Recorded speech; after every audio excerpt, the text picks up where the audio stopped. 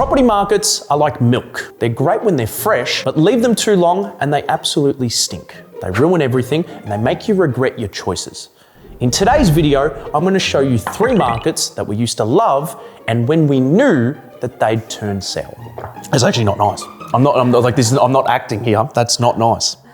We've personally invested in all 3 of these markets. They work for a while, but markets change. And if you hold a property for too long, you don't just lose momentum, you actually lose money.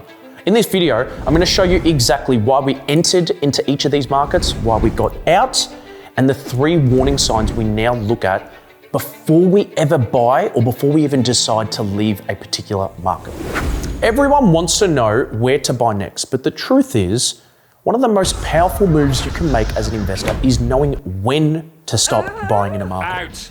Most people hold too long. They fall in love with the past performance, but past growth doesn't equal future results. Markets peak, conditions change, and if you're not ahead of the shift, you're already behind. So, why do we enter into these markets? What are the results that our clients saw? And why do we actually decide to leave some of these markets? So here's why we got into these 3 markets. Billions of dollars being spent on the economy. There's massive amounts of infrastructure being built into these regions. There was a huge population shift, so a lot of internal migration, people moving from different parts of Australia into these regions. And then, probably most importantly, we saw a massive supply issue. There just wasn't enough houses. Here are 3 markets we invested in and then decided to move along. Here are the numbers. Rockhampton, Norman Gardens, Queensland. We bought a duplex for around $360K back in 2021. It rented for about $700 to $750 per week, roughly 10 to 10.8% gross yield. So the hold carried itself while the market lifted. In one 12-month window, it printed about 25%. We held 18 to 24 months and exited once opens got crowded and negotiation leverage disappeared. Geraldton in Western Australia. Freestanding coastal house purchased for about $355,000. A later valuation came in at around $575,000, about 62% plus across the hold. We were in for 2 years and rotated out as competition and pricing pressure increased. Gladstone, Queensland. We were buying through the lull in the mid 300,000 Ks.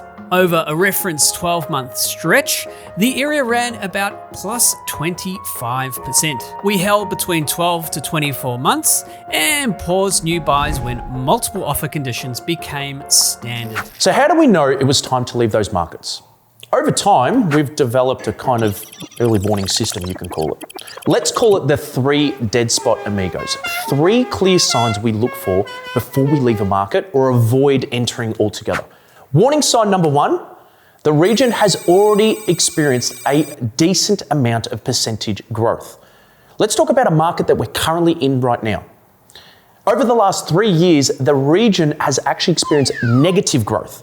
Now, most people will look at that and say, oh, that's scary. But if all the data points stack up, that is the perfect time to be getting into a region. And that's exactly what we have done. For the 3 regions that we spoke about, all of those regions have done 20, 30, 40, 50% growth. You're in that market for too long. You've got to get out before the growth and the rest of the herd are in there. Warning sign number 2, the market moved from a buyer's market to a seller's market.